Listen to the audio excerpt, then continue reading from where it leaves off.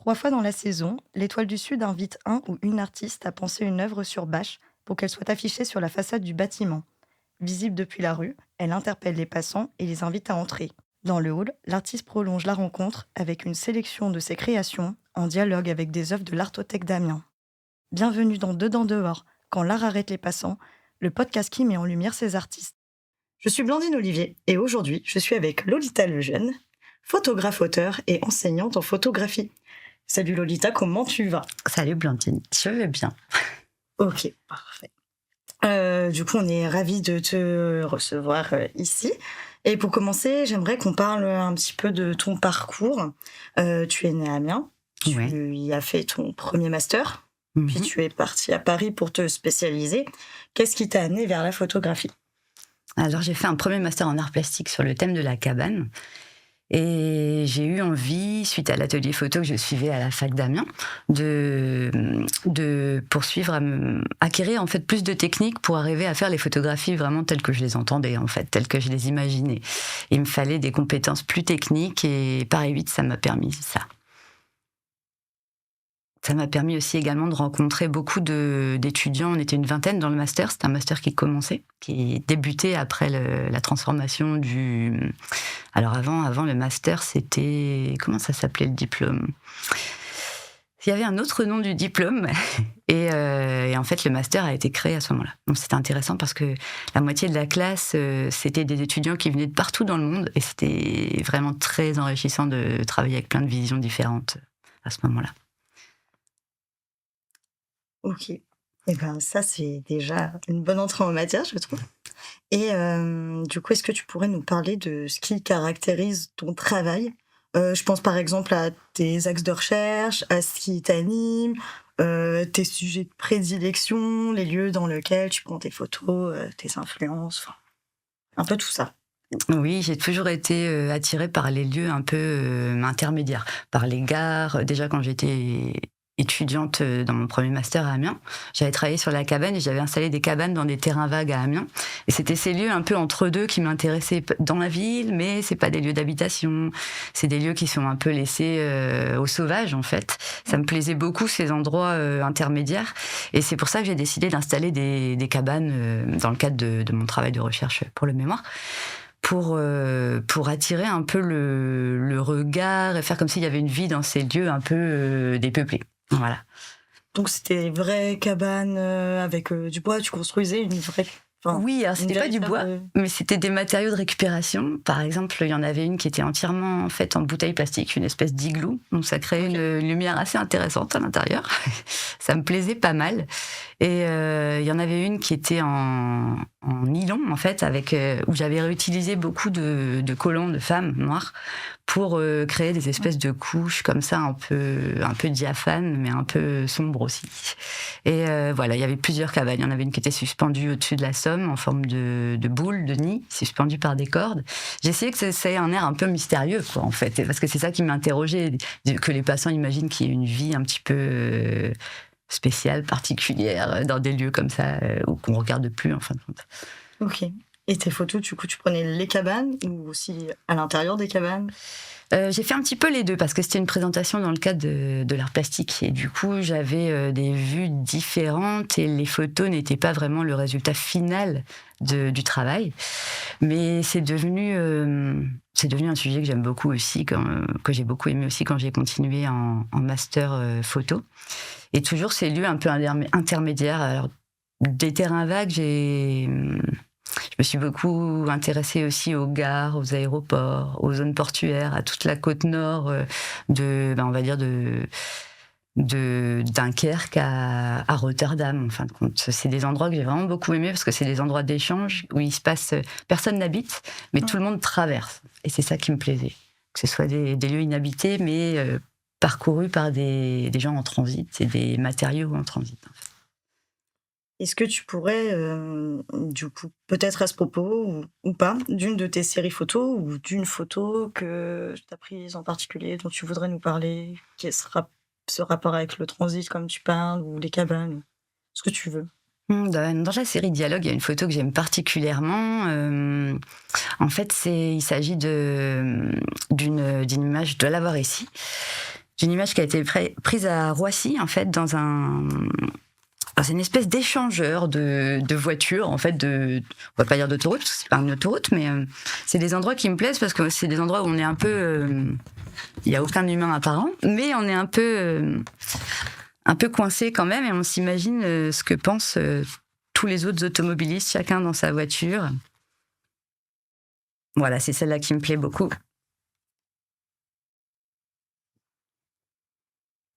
Un endroit où il n'y a pas finalement de présence vraiment humaine, mais où tout le monde se croise sans se voir. Je l'avais tiré en très très grand. Et puis c'est un lieu comme j'aime, un lieu de latence, de silence, de patience, un lieu où on fait que passer. C'est marrant, toutes ces voitures qui sont sont alignées. C'est vrai. Et puis on voit pas un seul humain en fin de compte, alors que il y a une présence. Du coup on la sent puisqu'il y a les voitures. Ouais, c'est assez étrange. J'aime bien ces tunnels de béton, en fait, ces bâtiments complètement délirants, en fait, ça me fascine assez. Le terminal 1 de Roissy est un de mes lieux préférés.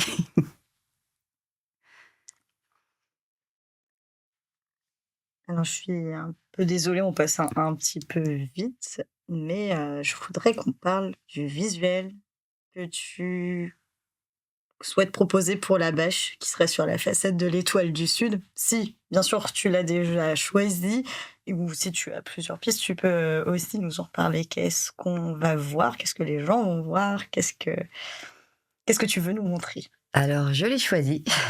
Et c'est une image, comme beaucoup de mes images, elle est assez sombre, des tonalités assez sombres, mais le sujet n'est pas sombre cette fois. C'est un enfant qui plonge la main dans une rivière et qui... Alors, on se demande s'il cherche quelque chose, ce qu'il est sur le point de faire, mais j'aimais bien ce contact entre l'enfant et puis la rivière qu'on ressent peut-être de manière, en tout cas c'est ce que je souhaite, qu'on ressent de manière palpable ou tactile, qu'on ressent avec les sens, en fait. C'est ce que j'ai voulu montrer dans cette exposition, un peu le rapport des... pas seulement des enfants, mais des humains aux éléments, en fait.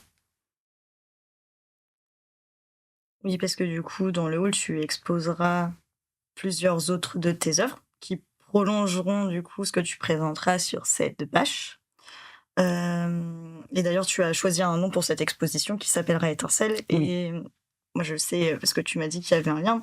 Et du coup, est-ce que tu peux nous l'expliquer, nous dire pourquoi tu as choisi ce nom et quel lien ce nom fait avec justement tout ce que tu vas présenter? Oui.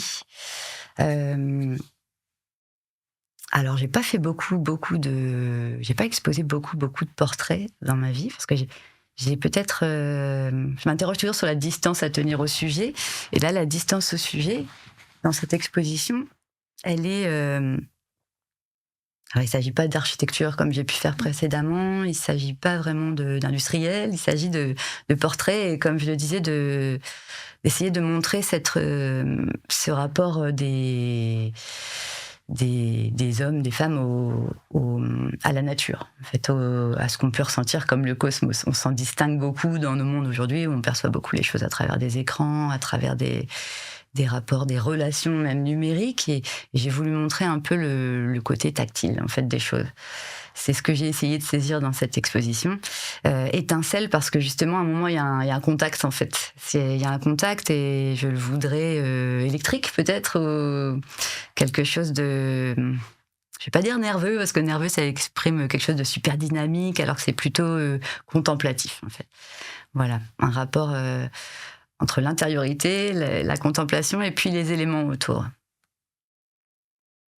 Et qu'est-ce qu'on pourra voir en particulier, concrètement? Tu parles du coup de lien entre humain, environnement, mais peut-être un peu plus précisément, peut-être nous spoiler une ou deux images, qu'on s'imagine un petit peu plus. Oui, alors moi j'ai parlé de l'image qui sera sur la bâche. Sur l'intérieur, dans le hall, il y aura un assemblage d'images qui qui rassemble un petit peu ces portraits qui assemblent les éléments, le feu, l'air, l'eau et les personnages en fin de compte, qui ce sont pas des photos posées. Je ferai très rarement de la mise en scène, donc c'est des photos volées, si elles sont pas posées, on va dire, et prises, on va dire, spontanément en tout cas, qui essaient de capturer ces petits instants de rapport à ce qui reste de sauvage en fait. Bon, moi, j'ai hâte de voir tout ça accroché. Et pour cette exposition, tu as choisi 2 œuvres à l'Artothèque d'Amiens. Donc, il s'agit d'une œuvre de Gabrielle Folly qui s'intitule Improvisation 23, propriétaire de rien, qui date de 2021. Elle est réalisée en acrylique, au crayon de couleur, à l'encre de Chine, à du ruban, de l'adhésif, du collage, du papier peint. C'est une pièce unique. Et il y a une deuxième de Georges Baselitz qui s'appelle Morgens. Morgens, merci. Qui date de 2004-2005, qui est une aquatinte au sucre, donc c'est une sorte de gravure. Enfin, ça fait partie de la gravure, donc plutôt plusieurs tirages, ce qui est un peu différent de la première que tu as choisie. Est-ce que tu peux nous les décrire, nous dire pourquoi tu les as sélectionnés et comment tu as pensé ce dialogue du coup entre ton travail et ces 2 œuvres qui du coup sont d'autres artistes? Oui, alors Gabrielle Folly, j'aime beaucoup son travail. Il est très présent sur Amiens depuis quelques années. Et ce que j'aime chez lui, c'est ces techniques mixtes, en fait. Le fait d'associer des images, des tickets, des rubans adhésifs, des photos. Et puis sa peinture très, très expressive, très expressionniste. Je trouve ça très fort. Et dans cette œuvre qui m'a particulièrement plu, où il parle d'improvisation.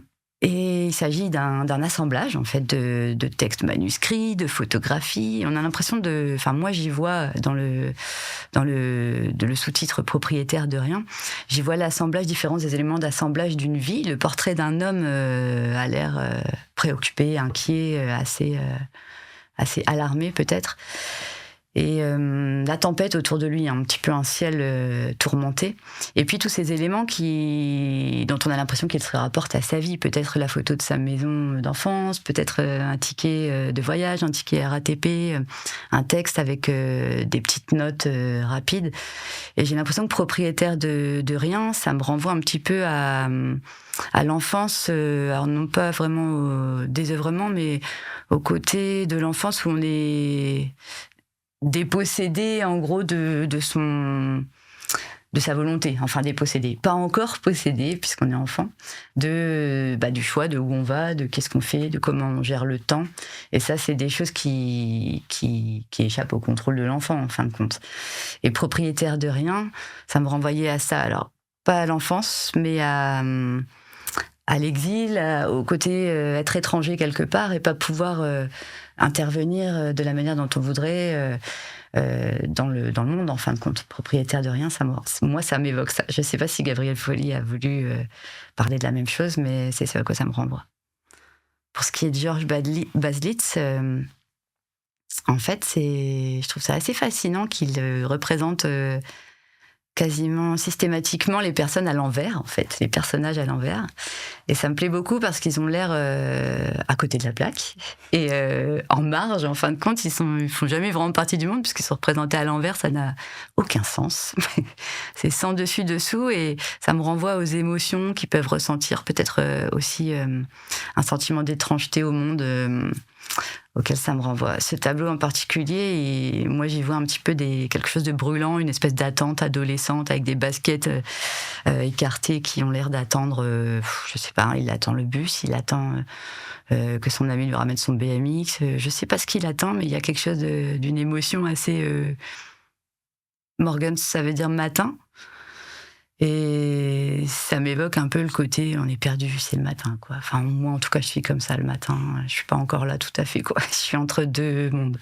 Un peu dans la brume. Un peu dans la brume, ouais. Et du coup, dans la contemplation et dans l'espèce de ce qu'il y a de paumé dans la jeunesse, en fait. Voilà. Et ça, par rapport à mes photos, ça me renvoie au côté de l'intériorité, où on voit des personnages qui sont en contemplation, en introspection peut-être, et dans leur rapport au monde, ils créent des contacts, des étincelles. Oh là là. Ok. Je passe à une autre petite partie Mhm. qui est quand même, je trouve, importante à souligner quand on est artiste en général.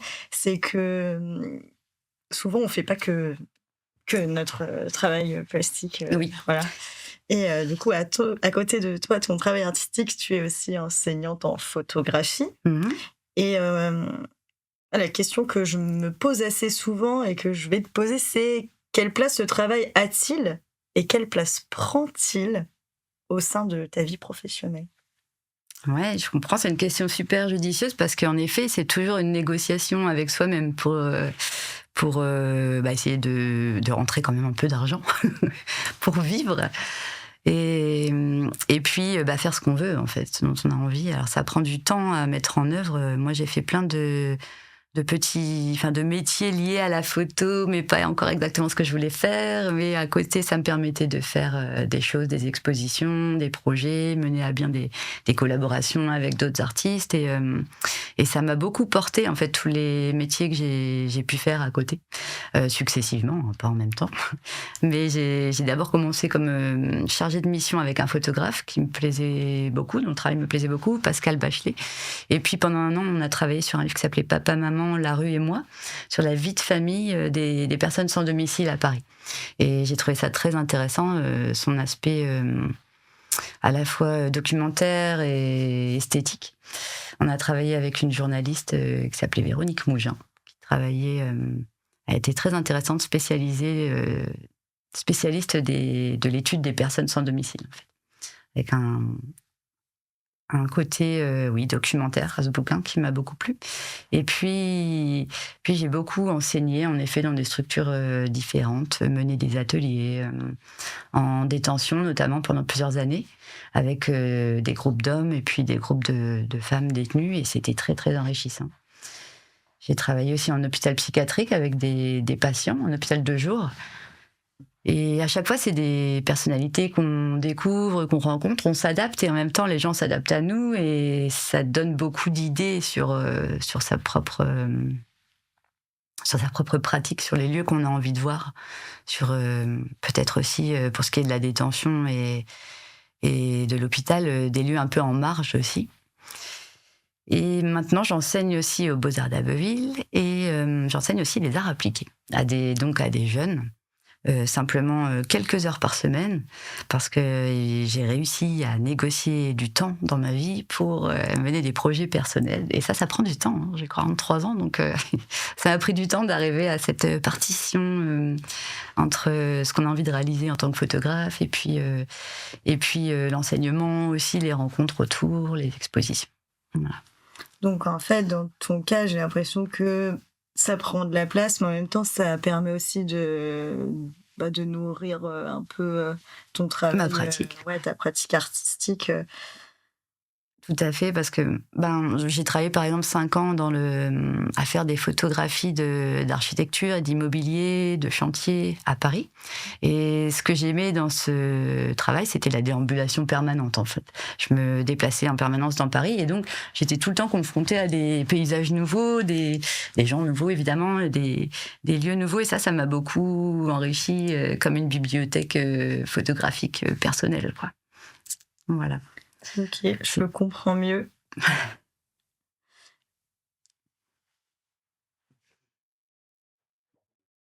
Et en plus, tu parles justement comme ça des lieux en marge, mais tu parles aussi des gens qui le sont. Donc au final, il y a toute cette ligne directrice, j'ai l'impression, qu'on retrouve en général Oui, c'est vrai. chez, chez toi, dans ton travail, quoi. Ouais, c'est vrai. C'est vrai, c'est ces lieux-là qui m'intéressent, et les gens aussi, les lieux qui sont pas vraiment mis en lumière, et les gens qui sont pas non plus mis en lumière, et dont en fait j'apprends beaucoup en fait de ces gens-là. Et Ok, on a parlé tout ça de déambulation, de ton travail qui est plutôt perso, de l'enseignement un petit peu, mais il y a aussi une partie collectif d'artistes Oui, que j'aimerais aborder, puisque tu fais partie des marronniers. c'est ça. Comment tu as intégré ce groupe? Comment vous travaillez ensemble? Qui le compose? Ça, je trouve Mmh. que ce sont des questions intéressantes parce que c'est vrai qu'aussi on imagine que souvent l'artiste est seul Ouais, heureusement non. et pas si souvent que ça finalement. Enfin, moi, je le trouve au fur et à mesure de, enfin, Des quand je, rencontres, ouais, des rencontres, mmh. quand je vois d'autres artistes, je me dis, eh ben, en fait, non, ils travaillent pas spécialement tout seuls. Donc, est-ce que tu peux nous parler un petit peu de, de ce travail en collectif? Ouais, bien sûr. Moi, j'ai rejoint le collectif Le Marronnier qui existait déjà depuis plusieurs années en 2009. J'avais fait cette année-là un voyage en Inde et j'avais fait des photos qui me plaisaient énormément, que j'avais envie d'exposer. Et j'avais fait une expo dans une galerie à Paris. Et suite à cette exposition, on m'a proposé de participer, d'intégrer le collectif Le Marronnier.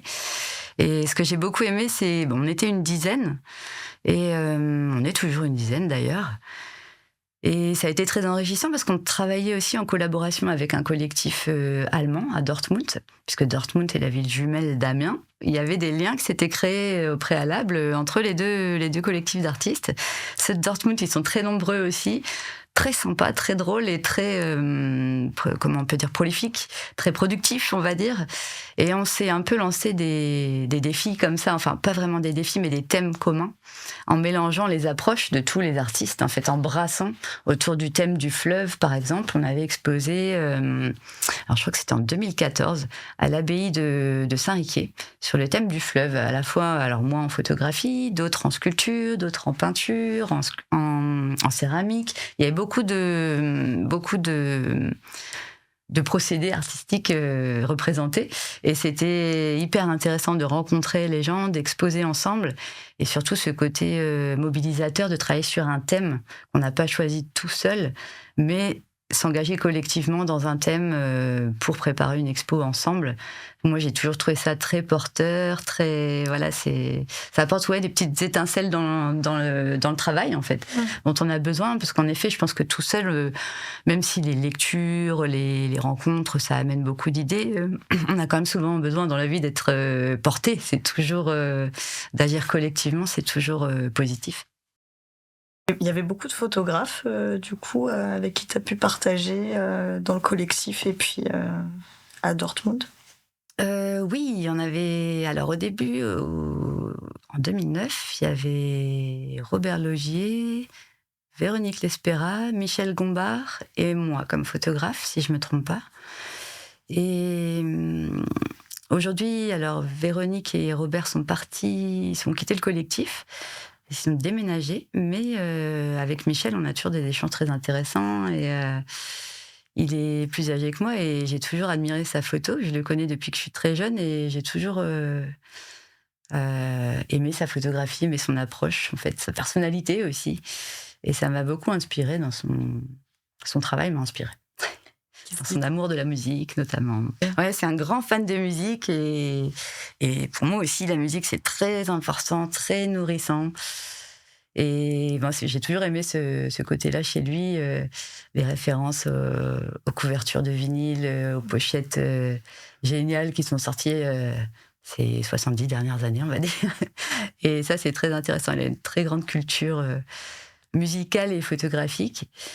Et du côté de Dortmund, j'ai aussi rencontré des photographes très intéressants, notamment une jeune femme qui m'a fait découvrir un produit photosensible qu'on peut répandre sur toutes les matières. Par exemple, faire une photographie sur un bout de bois, sur du béton, sur du métal. Et je trouvais ça très intéressant. Alors, Dortmund, c'est la Ruhr. En fin de compte, l'ère post-industrielle, chez eux, c'est très présent. Moi, c'est pour ça que j'aime bien y aller aussi quand on fait des expos en commun, parce qu'il y a des zones industrielles énormes qui sont plus ou moins abandonnées. Et puis, les gens, quand même, sont porteurs de cet esprit, de l'industrie, de la production, d'un monde un peu en déliquescence, en fin de compte. Et leurs œuvres, elles sont intéressantes pour ça. J'ai trouvé que cette artiste-là, elle travaillait sur un matériau varié, et toujours avec un goût pour peut-être pour le hasard aussi, puisque évidemment on contrôle moins une photographie quand on l'a fait sur un matériau improbable que quand on l'a fait en labo. Donc j'ai trouvé ça très très sympa, même si je comprends pas très bien l'allemand. On arrive toujours à communiquer, à faire des expos ensemble, à faire des discours communs. Et on partage beaucoup de choses avec eux depuis presque 20 ans. Et on parlait musique, on parle un peu, quand je pense à l'industrie, moi je pense au bruit. Mhm. Et pourtant, je trouve que tes photos sont silencieuses, Oui, je suis d'accord. finalement. Mhm. Enfin, c'est un truc, c'est parce qu'on en parle que je me dis ça, c'est que moi, quand je les regarde, je me dis toujours, il y a un un silence. côté très, très doux, Mhm. calme. Et je me dis, le bruit qu'on entend, ce serait peut-être soit une petite brise de fond, soit pas grand-chose. Alors que bon, par exemple, tu montes l'aéroport, un aéroport, c'est quand même bruyant, mais quand on regarde, quand je regarde cette photo du parking, je me dis, ben ouais, il y a personne. On dirait que il y a eu comme une sorte de bulle. Mm. Et vraiment, quand je regarde, après peut-être que quelqu'un d'autre dira l'inverse. Hein, moi, je pense ça, mais il y a très peu de bruit. Ouais, je suis d'accord avec toi, il y a des silences. Ouais. Alors, c'est pas quelque chose que je maîtrise, mais peut-être que j'attends ces instants comme ça qui sont des accalmies, en fin de compte.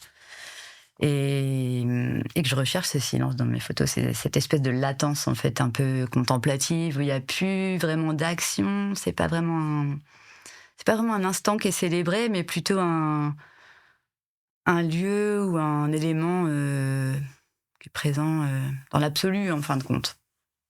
Et puis c'est vrai que dans cette série, il y a personne. Il y a personne. C'est vrai. Ouais, ouais. Mhm. Alors que là, dans celle que tu présenteras, on a quand même un peu plus Exactement. de monde. C'est des vues très...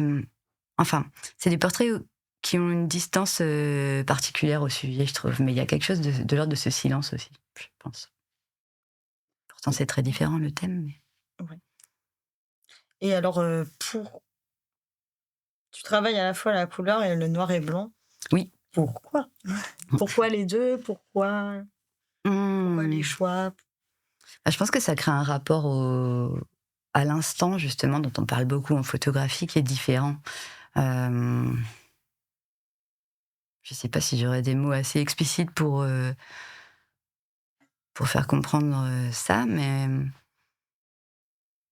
les architectures et les zones industrielles comme ça en noir et blanc, ça m'évoque quelque chose d'atemporel, comme ça, une espèce de souvenir ou de... Je sais pas comment expliquer ça, de catalogue de lieux peut-être. Alors que les photos en couleur racontent peut-être quelque chose de plus vivant, quelque chose de plus animé. Même s'il s'agit d'architecture aussi souvent dans mon travail. Ouais, il y a peut-être quelque chose aussi plus de l'ordre d'un imaginaire collectif. Dans la couleur? Non, je pensais plus à l'inverse. Ah, noir et blanc? Dans le noir et blanc, parce que Ah ouais. c'est... quand on pense à une industrie, est-ce qu'on n'aurait pas un peu toujours les mêmes images qui nous reviennent, qui sont intemporelles, justement? Oui, c'est vrai que moi je pense souvent au Becher, c'est ma référence ultime, Bernd Taylor Becher pour l'industrie. Il travaillait vraiment en frontalité et il trouvait cette distance au sujet qui était très... une sorte d'étrangeté au sujet, en fait.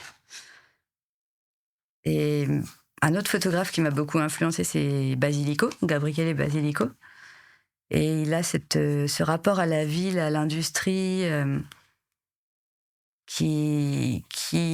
montre la ville un petit peu comme un organisme dont il montrerait les parties, je vais pas dire les parties intimes, mais les parties, un aspect intime en fait, des organes distincts. Alors c'est un rapport très différent de celui des Bécher, mais c'est vrai que lui aussi il utilise beaucoup le noir et blanc. Et, et c'est des photos qui m'ont vraiment marqué. Il a travaillé pour le Datar dans les années 80, qui était une commande d'État qui recensait, qui avait demandé à des dizaines de photographes, je ne sais plus combien ils étaient, mais c'était un petit paquet, de documenter en fait le décor français.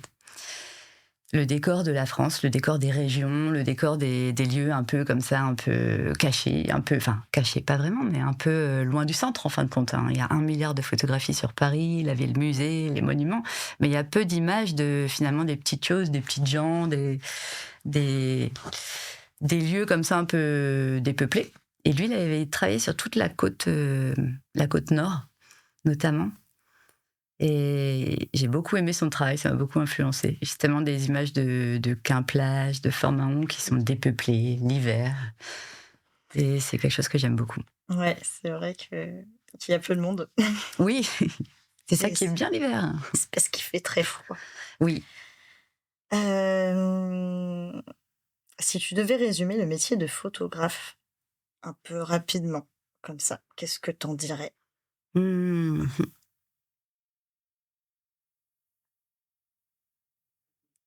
C'est compliqué parce que j'ai fait beaucoup de photos différentes, hein. De la photo de concert à la photo de chantier, il y a un monde, parce que dans la photo de concert, il s'agit de saisir un instant, de capturer une ambiance, des lumières. Et puis dans la photo de chantier, il s'agit juste d'enregistrement, quoi. C'est vrai que la photographie, elle se situe entre les deux. En fait, on peut la percevoir comme une machine enregistreuse. C'est un aspect que j'aime beaucoup, sur lequel j'ai travaillé aussi, le côté industriel en fait de la photographie qu'on peut tirer à des dizaines, des centaines, des milliers d'exemplaires.